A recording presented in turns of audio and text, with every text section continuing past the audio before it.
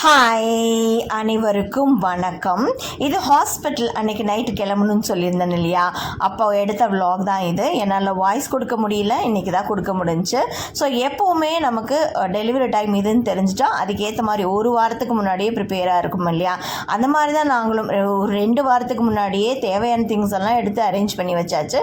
Doctor சொன்ன ஒரு டேட்டாக இருந்தாலுமே ஒரு வாரத்துக்கு முன்னாடி 2 வாரத்துக்கு முன்னாடியெல்லாம் டெலிவரி ஆக சான்சஸ் இருக்கும் இல்லையா. ஸோ அதுக்கேற்ற மாதிரி நாங்களும் எல்லா திங்ஸையும் எடுத்துகிட்டு அரேஞ்ச் பண்ணி உட்காந்துட்டு இருந்தோம், எந்த நேரத்தில் பெயின் வரும்னு தெரியாமல். ஸோ அந்த உட்காந்துட்டு இருக்கும்போது அந்த பெயினே வர கிடையாது பொண்ணுக்கு. ஸோ எப்போ வந்துச்சுன்னா டாக்டர் சொன்ன டேட் வரைக்குமே பெயினே வர கிடையாது. ஸோ டாக்டர் சொன்ன டேட்டும் வந்துருச்சு. அந்த டேட்டில் தான் நாங்கள் ஹாஸ்பிட்டலும் கிளம்பினோம். இதில் என்ன ஒரு காமெடினா, நாங்கள் 2 வாரத்துக்கு முன்னாடியே ரெடியாக இருந்ததுனால பெயின் இப்போ வரும் அப்போ வரும்னு சொல்லி பார்த்துட்டே இருந்தோம். ஏதாவது ஒரு சின்னதாக ஏதாவது பேக் பெயின் வருதுன்னு சொன்னால் கூட ஐயோ இது டெலிவரி பெயினாக தான் இருக்குமோன்னு சொல்லிட்டு ரெடியாக எடுத்துகிட்டு ரெடியாக இருப்போம். ஆனால் அது ஒரு 5 மினிட்ஸ் கூட இருக்காது. அதாவது ஒரு நாள் நாங்கள் உண்மையாகவே பெயின் வந்துருச்சு போலன்னு சொல்லி ஒரு 10 மினிட்ஸ் கண்டினியூஸாக பேக் பெயின் இருந்துச்சு. சீக்கிரம் ஹாஸ்பிட்டலுக்கு கூட்டிகிட்டு போனோம். ஆனால் அவங்க என்ன சொன்னாங்கன்னா, இது வந்து கண்டினியூஸாக இருக்கணும், இது பெயின் கிடையாது, இப்போ தான் ரெடி ஆகிட்டுருக்காங்க, ஸோ நோ ப்ராப்ளம், இன்னுமே 1 வீக் ஆகும் போங்கன்னு சொல்லிட்டாங்க. ஸோ இந்த மாதிரி தான் மறுபடியும் திரும்பி வீட்டுக்கு வந்தாச்சு. அப்புறம் மறுபடியும் டாக்டர் சொன்ன டேட் வரைக்குமே பெயின்லாம் வர கிடையாது. ஸோ அந்த சொன்ன டேட்டில் நாங்கள் ஹாஸ்பிட்டலுக்கு அப்புறமா போயாச்சு.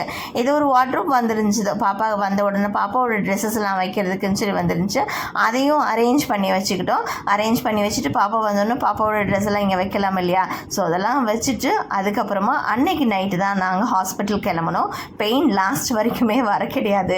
நாங்கள் எக்ஸ்பெக்ட் பண்ணிட்டு இருந்தோம் முன்னாடியே வந்துடும் போகணும்னு சொல்லிட்டு என்னமோ ஒரு டூருக்கு போன மாதிரி ட்ரெஸ் எல்லாம் பேக் பண்ணிவிட்டு ரெடியாக இருந்தோம். ஆனால் நாங்கள் எக்ஸ்பெக்ட் பண்ண டேட் வரைக்குமே பெயின் வரலை. டாக்டர் சொன்ன டேட்டில் போய் அந்த டேட்டில் அட்மிட் ஆக சொல்லியிருந்தாங்க. ஸோ அந்த டேட்டில் போய் அட்மிட் ஆனோம்.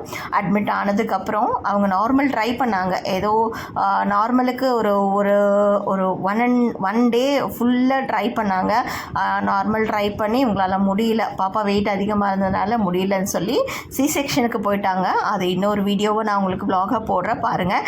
இது வீட்டில் கிளம்பும்போது சாமியெல்லாம் கும்பிட்டுட்டு அன்றைக்கி நைட்டு தான் சாமி கும்பிட்டு அன்றைக்கி ஒரு 7 o'clock இருக்கும். சாப்பிட்டு எல்லாம் முடிச்சுட்டு நாங்கள் பிரேக்ஃபாஸ்ட்டெல்லாம் முடிச்சுட்டு அப்புறம் டின்னர் எல்லாம் முடிச்சுட்டு அப்புறம் நாங்கள் ஹாஸ்பிட்டல் கிளம்பணும். அன்றைக்கி நைட் ஃபுல்லாக ட்ரை பண்ணாங்க.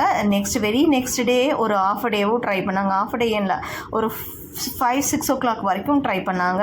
ஆனால் அவங்களுக்கு நேச்சுரலாக பெயின் வரலை. ஸோ சி செக்ஷன் தான் போனாங்க. அதுவுமே நல்லபடியாக சி செக்ஷன் முடித்து பாப்பா நல்லபடியாக இருக்காங்க. ஸோ இந்த வீடியோ ஏன் லேட்னா என்னால் வாய்ஸ் கொடுக்க முடியல. அப்புறம் ஜாராவையும் வீட்டில் பார்த்துக்க எங்களோட ரிலேட்டிவ்ஸ்லாம் இருந்தாங்க. அதனால் ப்ராப்ளம் இல்லை. அவளையும் பார்த்துக்க ஆள் இருந்தாங்க. நாங்களும் ஹாஸ்பிட்டலுக்கு போனோம். நல்லபடியாக பாப்பாவும் என் குட்டி பாப்பாவும் நல்லபடியாக இருக்காங்க.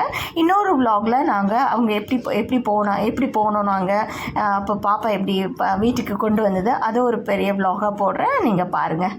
ஓகே, வாழ்க வளமுடன்.